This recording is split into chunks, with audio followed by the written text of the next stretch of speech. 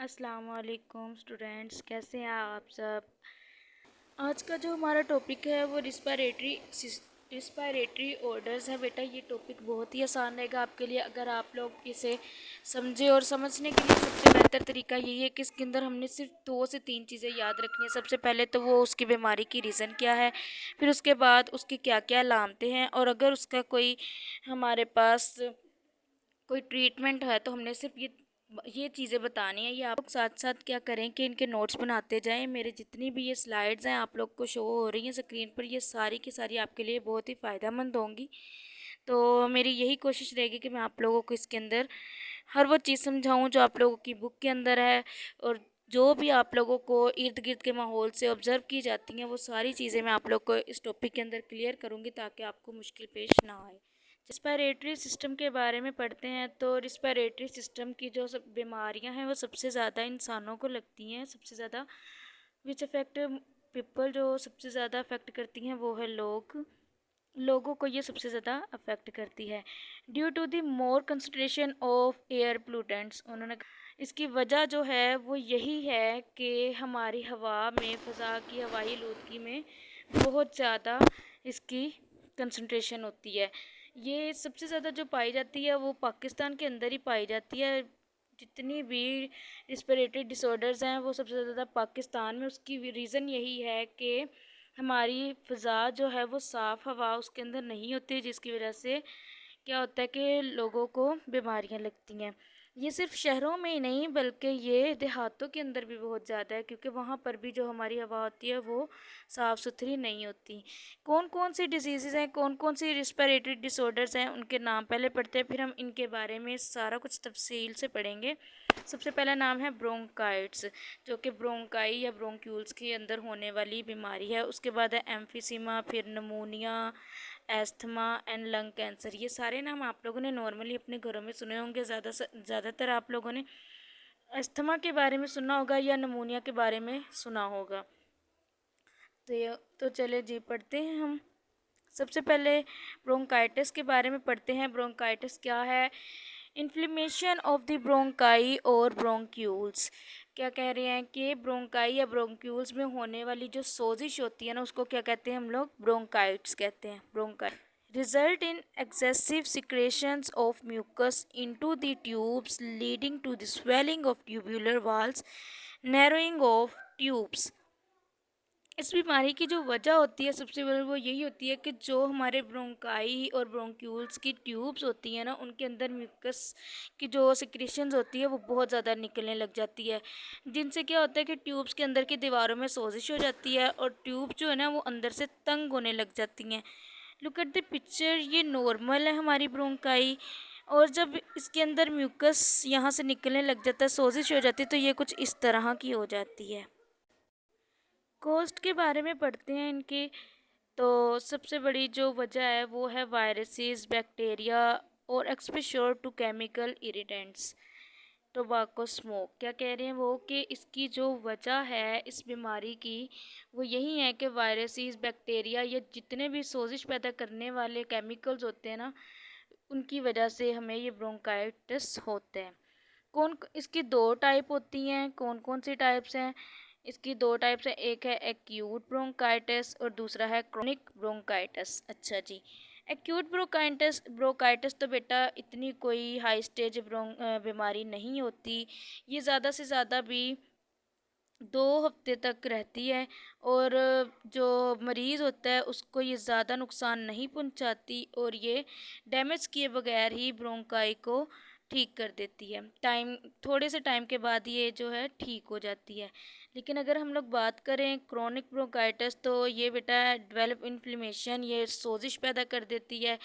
Last 3 months to 2 years, ये 3 महीनों से 2 साल तक रहने वाली बीमारी है। सिम्टम्स देख लेते हैं ब्रोंकाइटिस की। अलामात कौन कौन सी हैं? Cough, mild wheezing, fever, chills and shortness of breathing. क्या कह रहे हैं, कौन कौन सी अलामात हैं इसकी?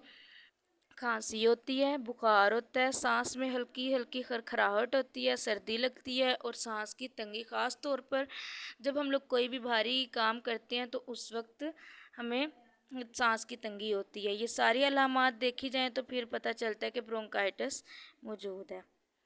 नेक्स्ट पढ़ते हैं एम्फीसीमा। एम्फीसीमा के बारे में पढ़ते हैं। Distension of walls of the alveoli. इस बीमारी के अंदर जो एल्वुलाई की दीवारें हैं वो टूट जाती हैं। Result in larger sex but with less surface area for gaseous exchange. क्या कह रहे हैं कि इससे एल्वुलाई के जो सेक्स होते हैं वो बड़े तो हो जाते हैं, ये देखें ये आम है, और जब इस बीमारी लग जाती है तो क्या होता है कि ये इनके सेक्स टूट जाते हैं, बड़े हो जाते हैं। लेकिन क्या होता है कि गैसों का तबादला करने वाली जो जगह होती है ना, उनका सतही रकबा जो होता है वो कम हो जाता है और फेफड़ों के टिश्यू टूटने लग जाते हैं, तो वो अपनी पहली पोजीशन में वापस नहीं आ पाते। और मैंने पिछले टॉपिक में आप लोगों को बताया था, पिछले लेक्चर के अंदर, कि फेफड़ों के अंदर गैसों का तबादला होता है। तो जब फेफड़ों के अंदर हवा चली जाएगी, अंदर से ऑक्सीजन वो ले लेंगे, जब उन्होंने कार्बन डाइऑक्साइड बाहर निकालनी होगी तो क्या करता है, तो ये कार्बन डाइऑक्साइड बाहर निकालने के लिए बेहतरीन नहीं रहते। उसकी वजह से क्या होता है कि फेफड़ों के क्योंकि टिश्यू टूट चुके होते हैं, वो अपनी पहले वाली पोजीशन में तो आ नहीं सकते, तो जाहिर सी बात है वो कैसे सिकुड़ेंगे, उनके अंदर से कैसे हवा निकलेंगी, तो ये काम नहीं हो सकता और वो हवा को बाहर की तरफ नहीं धकेल सकते और वो फेफड़ों के अंदर ही फिर फंस जाते हैं। यही मैंने पोजीशन इसके बताया कि हाँ ये किस तरह होते हैं कि वो टूट जाते हैं और फिर वहाँ से वापस नहीं अपनी हालत में आ सकते और फिर वो एक्सीलेशन नहीं कर पाते, तो हवा बाहर नहीं निकल सकती और फिर क्या होते हैं कि हवा अंदर के अंदर ही फेफड़ों के अंदर वो फेफड़ों के अंदर ही रह जाती है। इसके अलामात कौन कौन सी हैं? Shortness, breath, fatigue, recurrent disparity and weight loss. कौन कौन सी बीमारी है? इस बीमारी के अलामात में सांस की तंगी, ठीक है, थकावट, वज़न में कमी वगैरह शामिल है। Next, usually loss 50 to 80% lung tissue. इस बीमारी के अंदर जब हम लोगों को इस बीमारी का पता चलता है तो उस वक्त तक उस इंसान के जो फेफड़े हैं वो 50 से 70% तक उसके फेफड़े के टिश्यू टूट चुके होते हैं, ठीक है। तो ये बीमारी थोड़ी सीरियस बीमारी है, इसके लिए एंटीबायोटिक्स इस्तेमाल कर सकते हैं। नेक्स्ट पढ़ते हैं हम लोग नमूनिया के बारे में। नमूनिया इन्फेक्शन ऑफ द लंग्स, ये कौन सी बीमारी है? ये फेफड़े में होने वाला एक इन्फेक्शन है। It affect both side then called double pneumonia. अगर ये दोनों फेफड़ों को मुतासिर करती है ना तो ये डबल नमूनिया कहलाती है, और अगर ये एक फेफड़ों को मुतासिर करती है तो हम लोग इसे सिंगल नमूनिया भी कह सकती हैं। कोज क्या है इसकी, वजह क्या होती है? Bacterium streptococcus pneumoniae, viral influenza virus and fungal infection. उन्होंने ये बैक्टीरिया से पैदा होने वाली जो बीमारी है, इसके बैक्टीरिया का नाम है स्ट्रेप्टोकोकस न्यूमोनाई। ये वायरल और फंगल इन्फेक्शन की वजह से भी हो सकता है नॉर्मली। अफेक्ट इसके कौन कौन से, अब अफेक्ट के बारे में पढ़ लेते हैं हम लोग। When the causative organism enter the alveoli, they settle there and grow in numbers। क्या कह रहे हैं कि जब भी कोई वायरस वगैरह आता है वो इस एल्वुलाई के अंदर जाता है, वो क्या करता है उसके अंदर वो सेटल होने लग जाता है, वहाँ वो रहने लग जाता है। एंड ग्रो इन नंबर्स, और वो अपने आप को बढ़ाने लग जाता है। They break the lungs tissues and the area becomes filled fluid and pus. वो क्या करता है कि उस जो जगह होती है फेफड़ों के अंदर उसके टिश्यू होते हैं, उन सबको तोड़ के क्या करता है उसके अंदर पस और फ्लूइड को जमा कर देता है। सिम्टम्स, इसकी अलामात कौन कौन सी हैं? High fever, shivering, cough, short of breath, skin colour change, dusky और पर्बलिश, बुखार का होना, सर्दी लगना, कपकपाहट और बलगम वगैरह आना, और खांसी वगैरह आना, बलगम वाली जो खांसी होती है। और एक और चीज़ होती है कि इसके अंदर जो हमारी स्किन होती है ना उसका कलर चेंज होने लग जाता है। वो कलर किस तरह होता है कि डस्की एंड पर्पलिश, मतलब कि पर्पल कलर का हल्का हल्का, और साथ में वो डस्की गंदा गंदा सा होने लग जाता है। ट्रीटमेंट इसका क्या है? Vaccines are available to prevent pneumonia caused by S pneumonia. क्या कह रहे हैं? इस बीमारी के इलाज के लिए वैक्सीन्स और एंटीबायोटिक्स इस्तेमाल की जाती है, जिसके अंदर एस नमोनिया भी सबसे बड़ी जो वजह है वो होती है। वहाँ से प्रिवेंट करने के लिए हम लोग वैक्सीन्स का इस्तेमाल करते हैं। नेक्स्ट है एस्थमा। अस्थमा बेटा कहते हैं दमा को। दमा आप लोगों के आम तौर पर घरों में कुछ ना कुछ, किसी ना किसी पर्सन को आप लोगों ने देखा होगा कि उन्हें दमा की बीमारी होती है, या आप लोगों ने कहीं से सुना होगा कि दमा दमा क्या होता है। द फॉर्म ऑफ एलर्जी, ये एक एलर्जी की किस्म होती है in which inflammation of bronchi, more mucus production and narrowing of the airways। इसमें ब्रोंकाई में सोजिश होने लग जाती है, ज़्यादा म्यूकस बनने लग जाता है और हवा की नालियाँ जो हैं वो सिकुड़ने लग जाती हैं। ठीक है, यहाँ पे देखेंगे कि ये नॉर्मल हमारा ब्रोंकस है, और फिर जब इसके अंदर क्या होता है कि म्यूकस पैदा होने लग जाता है, और म्यूकस पैदा होने की वजह से पहले तो ये सिकुड़ी होती हैं, और सिकुड़ने की वजह से पहले उसके अंदर से हवा कम गुजरेगी, और दूसरा उसके अंदर म्यूकस बनने लग जाता है। तो क्या होता है कि हवा गुजरने का जो वो रास्ता होता है वो बहुत ही ज़्यादा कम हो जाता है। दमा के मरीज़ों में ब्रोंकाई और ब्रोंक्यूल्स जो होती है वो एलर्जी पैदा करने वाले मुख्तलिफ अवामिल शामिल होते हैं, जैसे कि हवा, यानी कि जो चीज़ें इनको सबसे ज़्यादा अफेक्ट करती हैं उसके अंदर हवा, धुआं, किसी भी किस्म की खुशबू या कोई थोड़ी सी भी डस्ट अगर उन्होंने सूंघ लिया ना, तो क्या होता है, उनको दमा के जो मरीज़ होते हैं उनको एलर्जी होने लग जाती है, उनको खांसी आने लग जाती है फ़ौरन से।